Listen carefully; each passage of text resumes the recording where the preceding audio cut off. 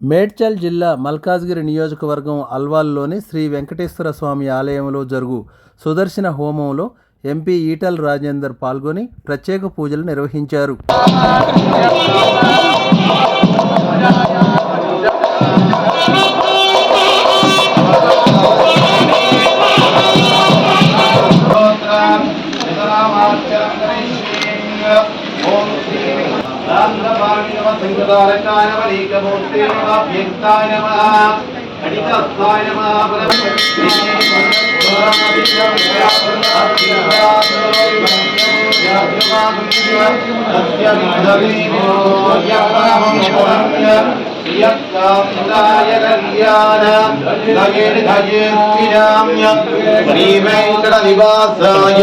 శ్రీనివాసాయ మంగళం మంగళాసాదన పరైవదాచార్య పురం